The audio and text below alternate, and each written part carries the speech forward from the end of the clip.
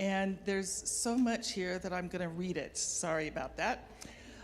Tri-Cities Homelessness Initiative utilizes a data-driven approach to craft and guides a response that meets the development and implementation of a regional response to homelessness through the Englewood, Littleton, and Sheridan communities.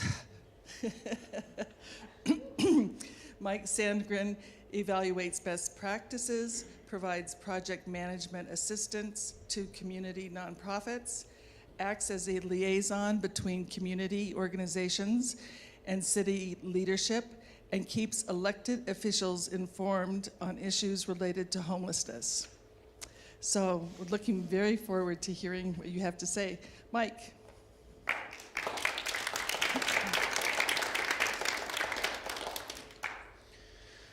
Well, Pam, thank you so much for the introduction, and thank you to you all for the interest in this topic. I've just from being here, I've been learning about this series that you all are engaging in this Lent, and I actually know a few of the other speakers, and I can say that you have a star-studded lineup of speakers. I am humbled to be in the midst of the folks that you have brought in to share about this important topic.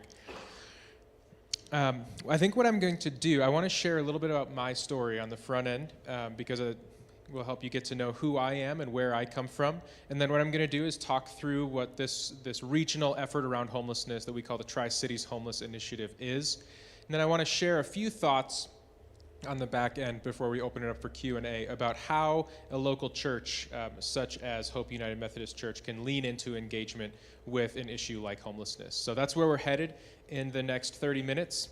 We'll reserve some time at the end for question and answer. Would love to have some dialogue with you. But does that sound good? Great. You know, the first thing I want to share about myself is that, you know, it's fun to do an event like this in a church setting because I actually was able to work in ministry, in vocational ministry for 7 years at a church in Englewood. It was an Anglican church, but I actually never got ordained Anglican, and I wanted to share with you all in particular, I am actually a confirmed United Methodist. So it's... It's great to come home. The Wesleyan tradition was deeply formative for me in my own kind of spiritual journey, and so it's fun to be around back in a United Methodist context. So you'll see some of those themes pop up tonight, especially as I talk about local church engagements, because I want you to know I've been there. I've been in a staff role, overseeing a compassion ministry, leading a food bank, leading a medical clinic, building out a partnership with a career school. I've also been in a staff role of asking some of the difficult questions of how do we engage best with our neighbors who are experiencing homelessness? How do we lean in, and how do we carry values of hospitality parallel with values of safety? And I've felt some of those tensions. I've waded those waters, and so that'll show up towards the end of the presentation as well. So that's a little bit about me. For the past 2 or 3 years, I've been working as the Tri-Cities Homelessness Services Coordinator, which is a role in which I am employed with Arapahoe County, but I work simultaneously for the cities of Englewood, Littleton, and Sheridan. And I'll tell you how I got into that role as I tell you the story of this regional effort around homelessness.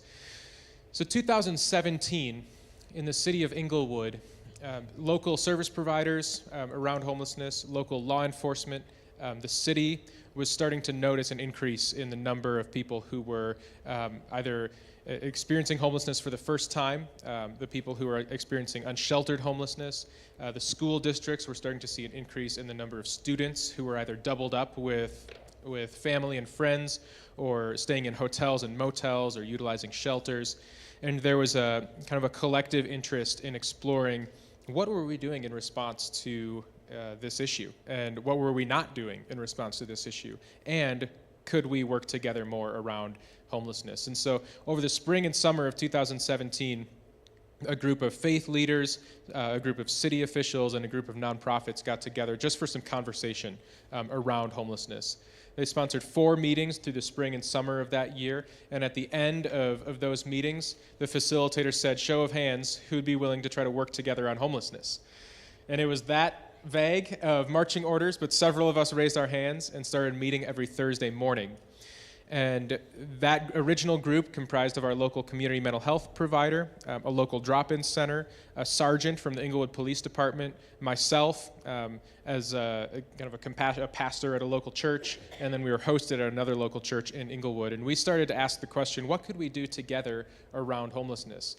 We recognized that as a group of people, a group of agencies, we naturally had more of a platform than any one of our agencies did. And so we thought, why don't we do some community engagement work together? Why don't we reach out into the community, invite more interested folks, interested parties into this group?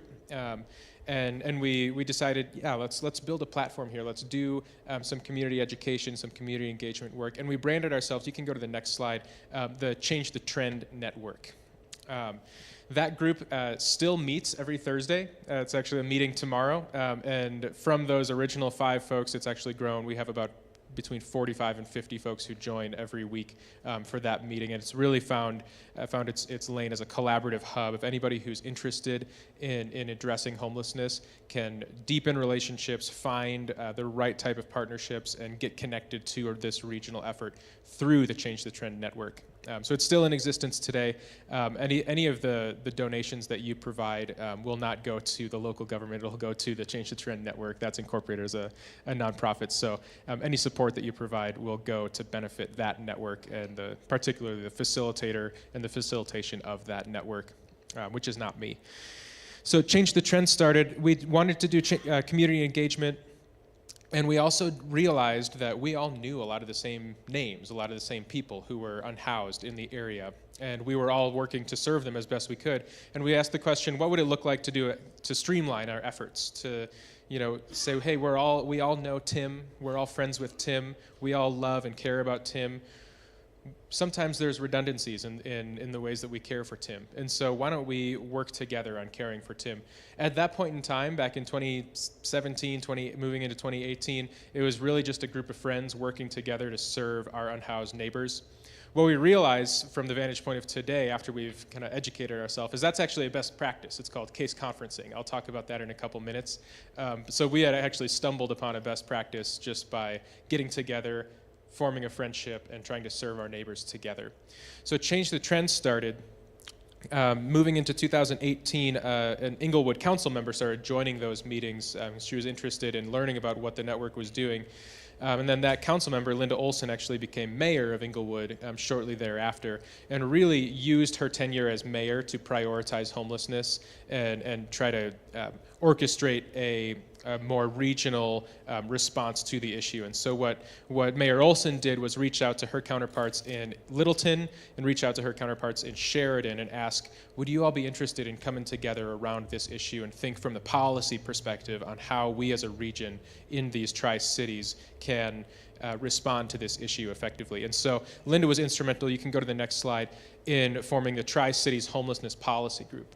As the facilitator of the Change the Trend Network, I was invited to participate in the policy group from day one, and I was able to represent the perspective of local service providers in this group that was thinking really from the policy level, kind of top down, even as Change the Trend was doing more organizing at the ground level services level.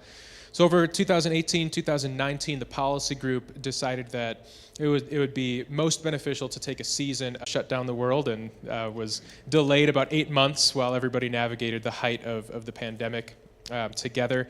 But eventually that process came to fruition, produced a report, which then allowed us to build an action plan in response to the issue. You can go ahead and go to the next slide. Okay. Your screens are bigger than mine. That's good. The action plan is called the Tri-Cities Homeless Action Plan. It comprises of 4 categories, 30 recommendations of what to do in response to homelessness.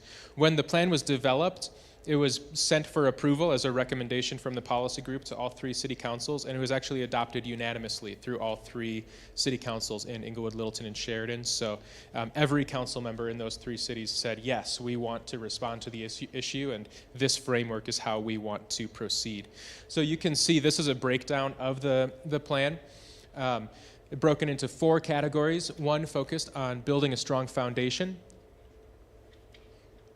which focuses on continuing the policy group as a governance structure for this regional effort, formalizing a data-driven approach to homelessness response, increasing our capacity to collect data around trends on homelessness, and really try to understand how many people are experiencing homelessness on a given time, and as well as creating a community engagement strategy. Another category focused on serving the needs of single adults, focusing on streamlining access to homeless services, providing street-based services, as well as expanding housing opportunities for single adults in particular.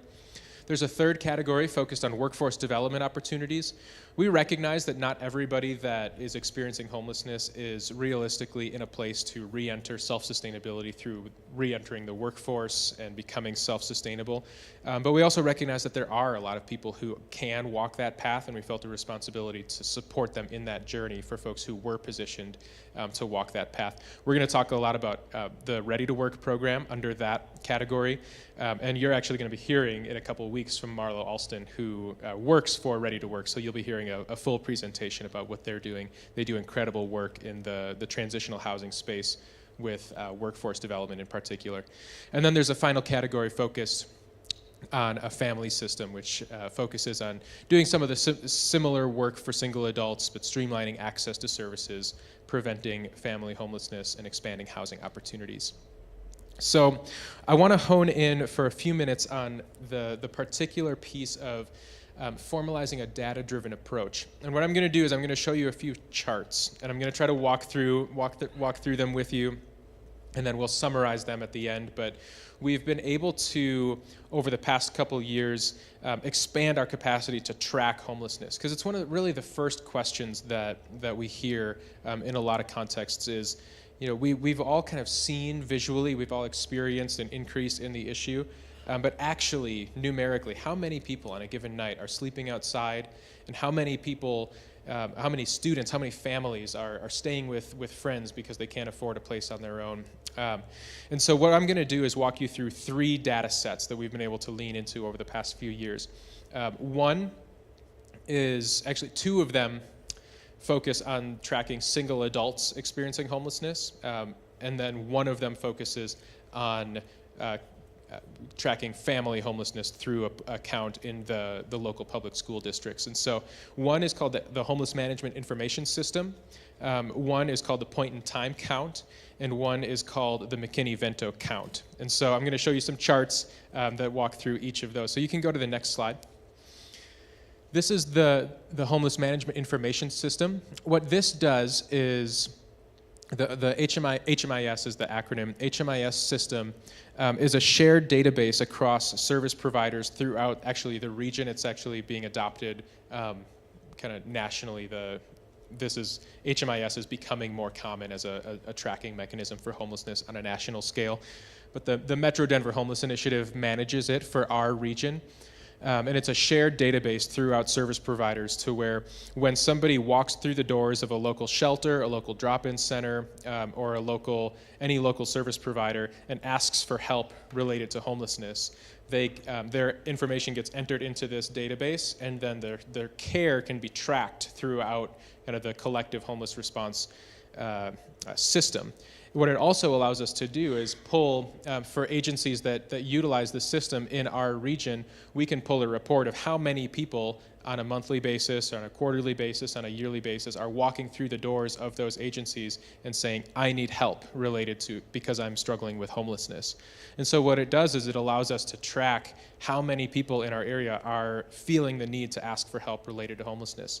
So it gives us an idea on an ongoing basis of how many people might be needing support related to homelessness. And so what you can see in the top left there, this is a monthly breakdown from the past several months, about 16 months. The numbers are a little bit convoluted, but you can see it has hovered around 150, some spikes up above 213, a little bit above 200. So that's been generally what we've been seeing through that HMIS sampling in the Tri-Cities region. Again, this is just Englewood, Littleton, and Sheridan. Right under there, it tracks agency by agency.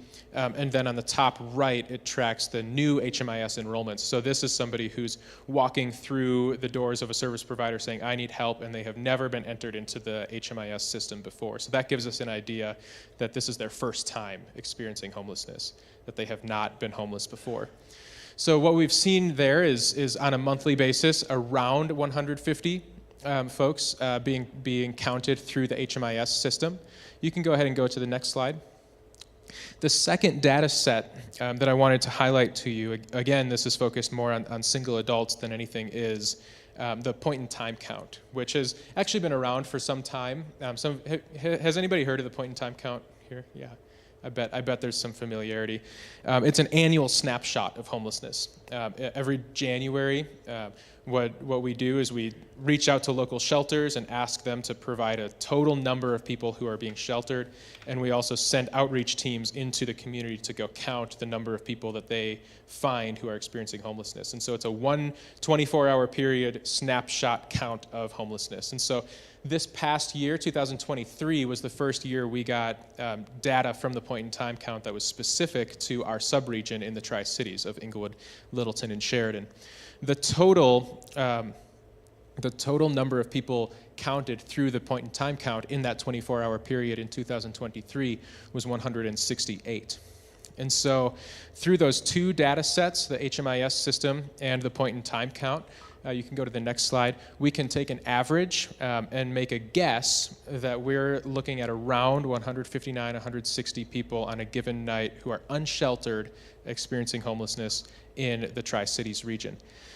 Now, every data set has limitations. This does not mean this is an exact number, but I think it equips us to be more data informed with our response to the issue than we've been. I think 4 years from now, I think we're in a better place to track the issue than we were several years ago. Now, you might be asking, this is just focused on single adults experiencing homelessness, and you might be asking, what about families? What about students? What about this expanded definition of homelessness that the Department of Education uses? The best data set to track family homelessness actually is done through the local public school districts. And you can go to the next slide. This is another chart. This is the count, McKinney-Vento count. So on a yearly basis, every school district is actually required. It was a law, I think 2007, 2008, at the federal level that was passed that required school districts to track the number of students who are experiencing homelessness and provide targeted support for access to education.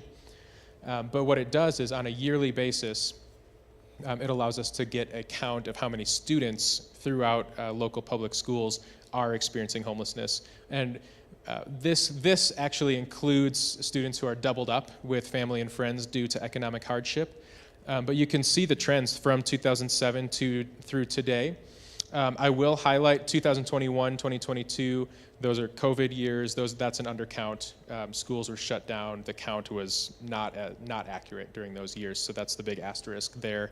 But you can see 2023 starts to see a correction into more accuracy. The total number of students counted through the Englewood, the Littleton, and the Sheridan school districts in 2023 was 502 students. You can go ahead and go to the next slide. And so this starts to paint a portrait, again, of the family homelessness situation in our region, in the Tri-Cities. So if we're thinking 502 students, that's generally what family homelessness looks like. 159 single adults, that's generally what single adult homelessness looks like. What is the capacity of this regional action plan to respond in terms of moving people out of homelessness? So you can go to the next slide. I'm not going to walk through all of this in particular. This is a snapshot of specific action steps within the action plan that have a specific impact in terms of moving people out of homelessness. So I'm going to start with the Built for Zero work. Built for Zero pulls what's called a by name list of a specific demographic within the homeless community at large. Right now we're focused on veteran homelessness. and it pulls a list of all the veterans who are experiencing homelessness. Again, similar to what we were doing just as a group of friends, brings service providers together and engages this practice called case conferencing. And so everybody who comes to the table for the case conferencing meeting signs a data use agreement, because they're going to see personal information about who is homeless in the area. They sign on to an agreement that they're going to respect the privacy of that information, but then they come into a meeting and they see the list of people of veterans who are experiencing homelessness, and walk through one by one. How can we serve this veteran? Do they have a case manager with the VA? Okay, they don't. Who can take point on getting them connected? Do they need mental health support? Okay, who can take point on getting them connected? Let's create accountabilities. Next 2 weeks from now when we get back together, let's make sure they're connected. And you walk through one by one, and then you walk the journey with each of those veterans into housing. You don't have to go back on the slides, but we had, in the 2023 point in time count, we counted about 16 veterans in the Tri-Cities region who were counted in the point in time count who were experiencing homelessness. The most recent by name list, that Built for Zero work has been active for several years. The most recent by name list has 2 veterans on that list. And so we've seen a reduction in veteran homelessness and are moving towards what's called functional zero for veteran homelessness. Ready to work. Like I said, you're gonna hear about that in a couple of weeks, but that's projected to place up to 35 people into housing and employment on an annual basis. The Cross-Purpose Career School, which launched in Englewood a few years ago, is expected to place up to 200 people who are housing vulnerable, who are living in poverty. What Cross-Purpose does is gives them a 6-month career and community development training program that places them into a career job with upward mobility, livable wage, and builds a new social support system around them. Actually, as we speak today, a graduation from Cross Purpose is happening. So I think 25 folks are graduating from that program tonight as we speak, which is kind of exciting. The Navigation Center is projected to place up to 90 housing and long-term service placements on an annual basis, as well as the PATH outreach team that's active, has been for a couple of years, is making contact with unsheltered folks, about up to 80 contacts per month, and they're providing case management to another about 25 people per month in the region. You can go ahead and go to the next slide. So all of this amounts to, we're optimistic that we're building a system that would amount to about 125 housing placements in the Tri-Cities region on an annual basis between all of the array of programs that are launched through this action plan. And so if you think about the number of the issue and the capacity that we're building, we're trying to build a response that keeps up with the trends that we've been seeing over the last few years. Go to the next slide. As I mentioned, I spent some time working in vocational ministry, and I have a vested interest in how local churches, faith communities can lean into partnership with this work to respond to homelessness. And so what I'm going to do, I know we only have about 5 minutes left, but what I want to just share 2 thoughts about how churches, faith communities can lean into partnership. One focused more internally. What can you do internally as a congregation, as a body, to serve the needs of folks who are vulnerable to homelessness, folks who are experiencing homelessness in your area? And then one focused more externally. How can you lean into partnership with the service providers who are the experts in this work, and what does support look like from a local church to those agencies? So go to the next slide, if you will. So internally, I want to offer a suggestion around the theme of offering hospitality. I think that I'll say I'm not familiar with the ministries that exist within Hope United Methodist. Just from sharing dinner with you, I can tell there's a deep amount of commitment to issues of social justice, issues of community development, and it seems like this is a church that's mobilized to meet the needs of the community. But I always kind of ask the question of churches to think about what is the next step for us? What is the next stretch that we can do to offer hospitality, to welcome guests into our space, to create an environment that's hospitable, to create a community where anybody is welcome, regardless of whether they're walking in off the street or driving here from a house. And so, I don't carry the expectation that every church is going to, provide a shelter on site or develop affordable housing on site. If you want to do that, or if you're doing that, I think that's awesome. Please keep it up. But I don't think that it's realistic to think that every church would be able to do something at that large of a scale. But I do think it's realistic to ask yourself as a community, what is the next step? What's the next stretch for us to further our engagement with hospitality to particularly the vulnerable in our midst. The second thought under offering hospitality is establishing clear boundaries. So even as you ask the question, what can we do? Be clear and be realistic and about what can't we do, and clearly communicate that, because clarity is kindness. To a lot of folks who are experiencing homelessness are drawn towards churches, other centers of kind of spiritual life, because they know that it's a place where there are people that will be ready to welcome them. But the reality is every church has limits on what they're able to offer. And so I think it's worthwhile to have the conversation of what can we offer and what can't we offer, and to be able to engage with clarity of here's how we can serve you, and here's how we can't. Here's what you can expect to get, and here's what you can expect not to receive in this community. So what that looks like is contextualized to your context, but I think it's worth having the conversation at the staff level, at the congregational level, to provide that type of clarity.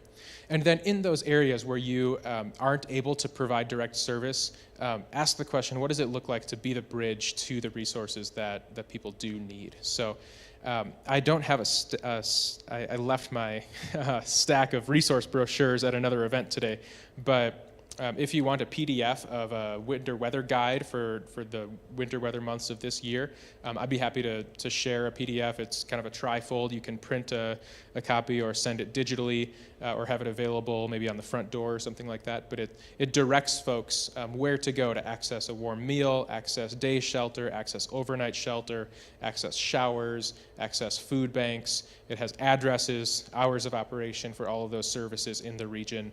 And so even as people are drawn into a community like this because they know that there are people who care, people of goodwill, where you can't provide direct service, make that connection to those services that people, and help be the bridge to the services that people need. Go to the next slide. Finally, serve those who serve. This is the external suggestion or thought that I would offer. It's not lost on me that when I go to church on Sunday, when the people that fill the pews here every Sunday, every weekend, are people who, as within their identity of people of faith, within their identity as Christians, have a call on their life to serve the needs of their community.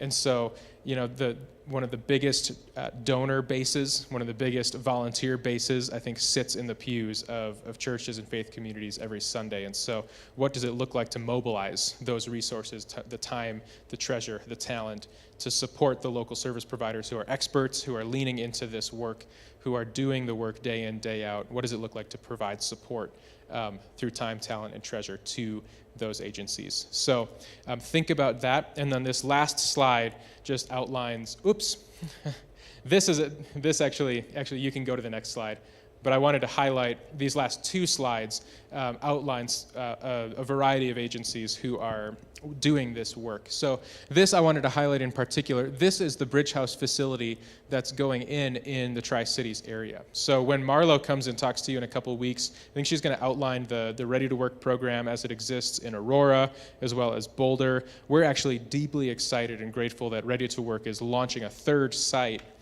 in the Tri-Cities region. And so this is a rendering of what the facility that will be launched later this year will look like. The left half of the building is going to house that Ready to Work program. There'll be 50 beds of that transitional housing program where people will go through a year-long program of getting support with case management, actually training in re-entering the workforce and then placed into a housing and employment situation at the end of that year.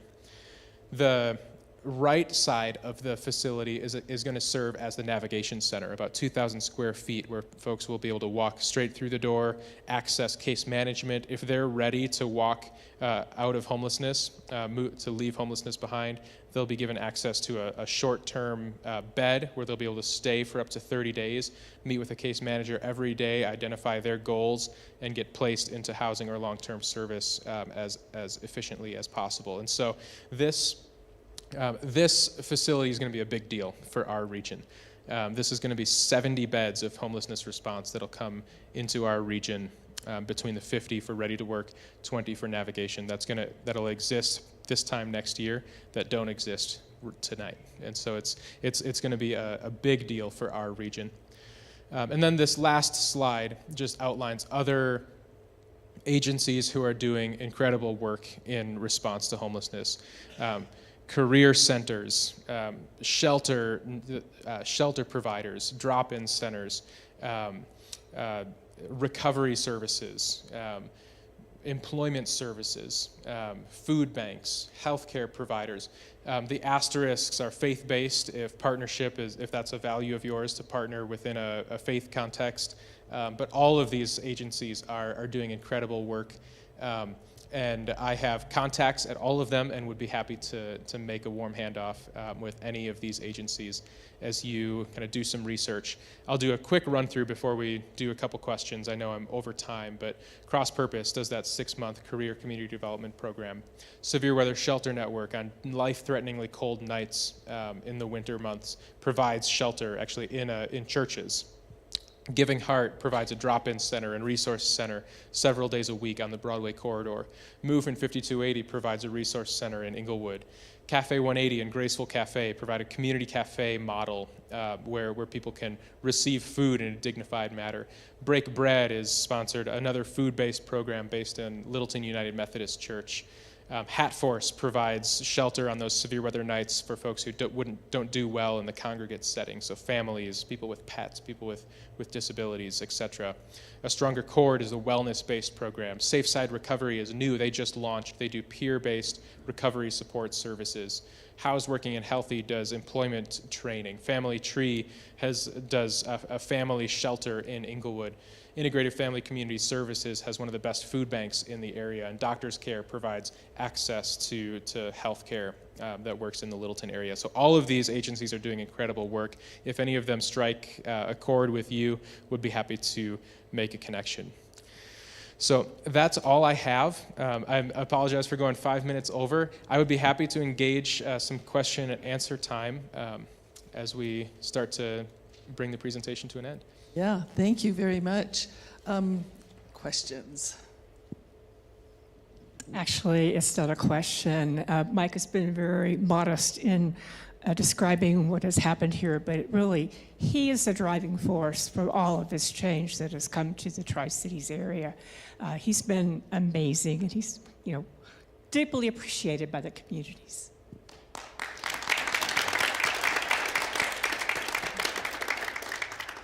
You mentioned there was a URL with a resource list. I take a plastic bag, put a little bit of food, $1, and a list of resources to hand out to folks. Where can I find that, or can you write the URL down for me? Yeah, I can write it down. And then Yeah, and it might actually be best if I email it to somebody. I'll just email a PDF, and maybe they could send it out. Yeah, it works. Yeah, you can Maybe I can email Yeah. it to you, and then Yeah, that'd be fine. perfect. Yep. Anybody else? Other comments, questions? Hand Okay. back there, and then Ladies first. either one. Oh, it was you. Sorry. What do you think about the Supreme Court case that is talking about making,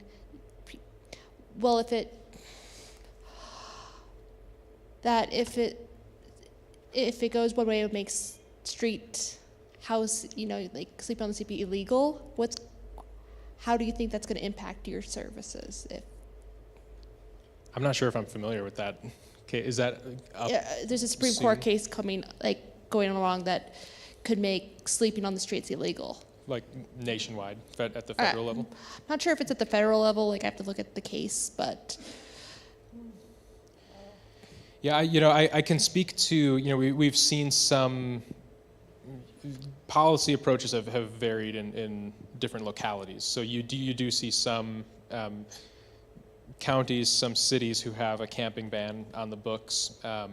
I think, one of the things I probably shouldn't give personal commentary on like my thoughts on it, but I will say one of the things that I appreciate is even if a camping ban is on the books, the approach to enforcement of it, I've seen a range, and I've seen some more constructive approaches to enforcement where, if like a camp, if there's a public health concern or something like that, and something needs to be addressed, there's an engagement with compliance for that type of policy. And I'll say I appreciate that kind of hands-off approach to enforcement, even if that camping ban is on the books. And then I've seen that type of policy be kind of cause for a very aggressive approach to continually moving people along. And the biggest challenge is that if it's illegal to stay outside and people do not have another option, then where do they go? It's kind of criminalizing existence is the biggest challenge. Hi, thanks for your presentation and all the work that you've done. And it's amazing to see and to hear that the Tri-City initiative was passed with such support from the city councils and really forward thinking. So kudos to y'all for making that happen. I would say we're probably in a different context here. And even with, some of the places that surround here being actively litigious against some homelessness. So I guess I would just be curious what your thoughts are of the role of a faith organization to advocate for structural policy changes at the local level and how you might think about that we could do that. Yeah, that's a great question.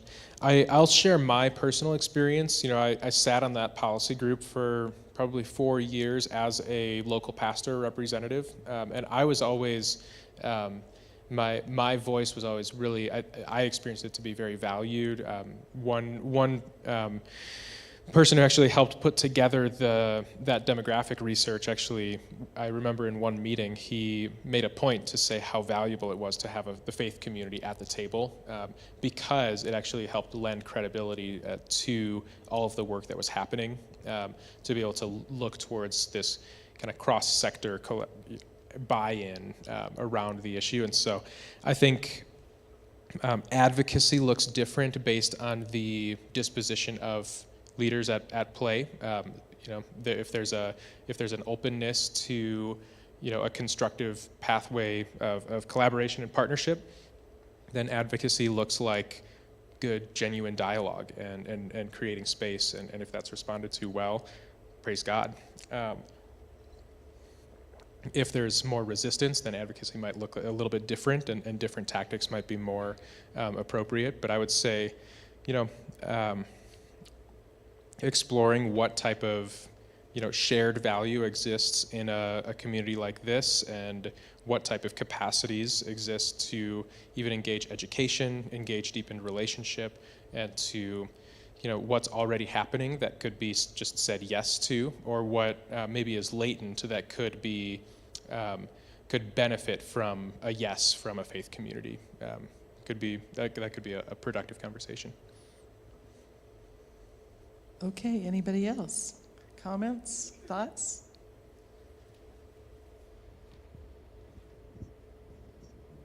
What percentage of homelessness do you see a need for mental health services and also addiction-related homelessness? Great question. Mental health, substance misuse. It's undeniable that it is disproportionately present amongst our friends experiencing homelessness.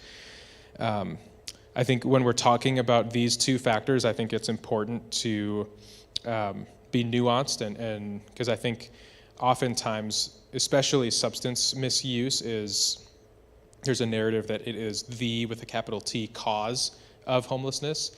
And while I do think it's fair to say that it's disproportionately present, I don't know that I think that is a kind of a simplistic narrative, and I'm not saying you're saying that, but I think it's important to kind of introduce nuance to the conversation of saying, one of the things we don't talk about is bidirectionality in causes of homelessness. So mental health could be a cause of homelessness. Homelessness could very equally be a cause of mental health. I don't think I would be doing well mentally if I didn't have a place to call home.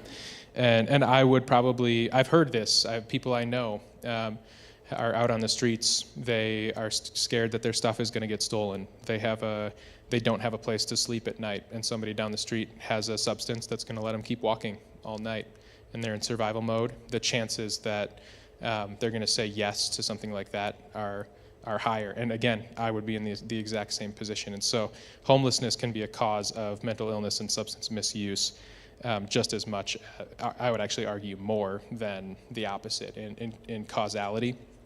And I would say with mental health concerns, I think probably everybody who's transitioning out of homelessness could benefit from sitting with a mental health specialist and caring for them in that way.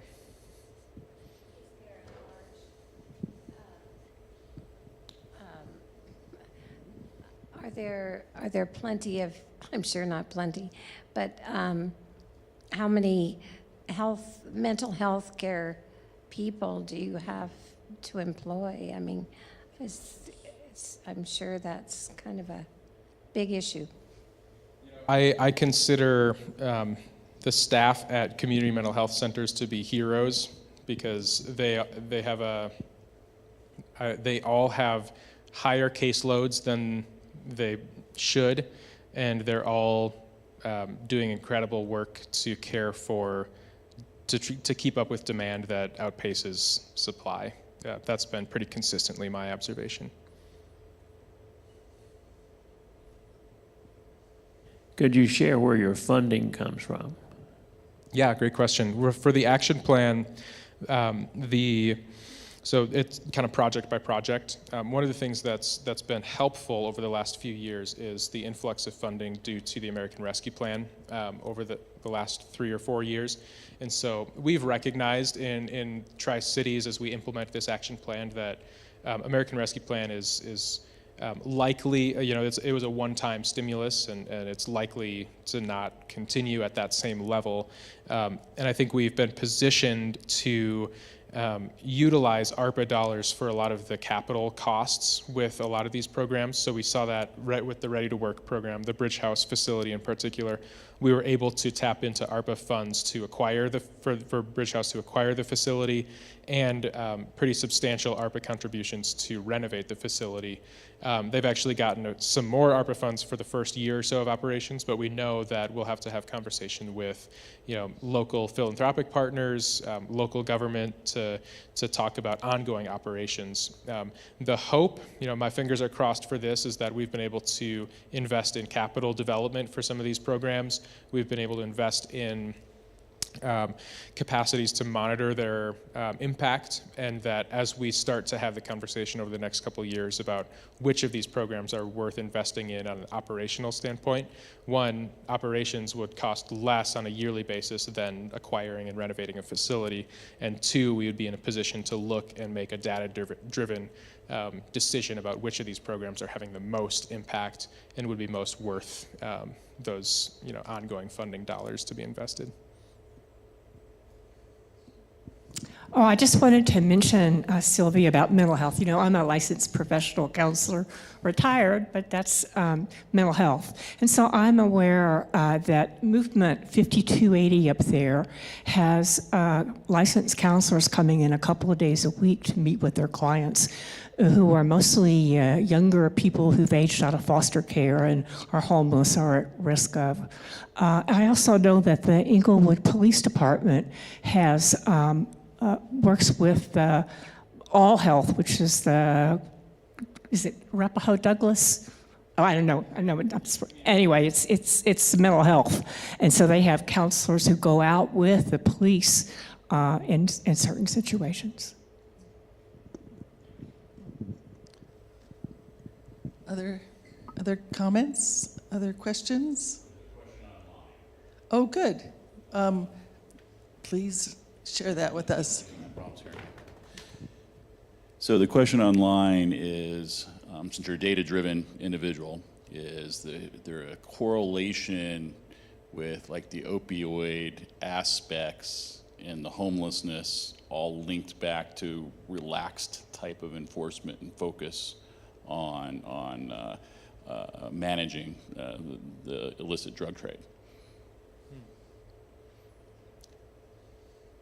Because the question before, from this is me, not the online person, is it could be a catch-22, right? Does the homeless aspect drive some aspect of it? So tough question. Yeah, I think I'm tracking with the specific ask. I'm not. The data trends around opioid use would probably be. It's not captured in any of the dashboards that I'm tracking. Oh, thank you. Oh, I see. That's so. I think we would be talking about two data sets that we haven't pulled the correlation of the approach in different municipalities to enforcing drug-related offenses and an increase in homelessness. I haven't seen those. I haven't seen a correlation between those two, but I haven't pulled the data either. I haven't examined, and I haven't actually encountered any studies that have examined that either. So yeah, realistically, I'm probably just not an expert on that particular question. Thank you. Yes, if we got a response from the person asking the question. Anyway. Oh, good.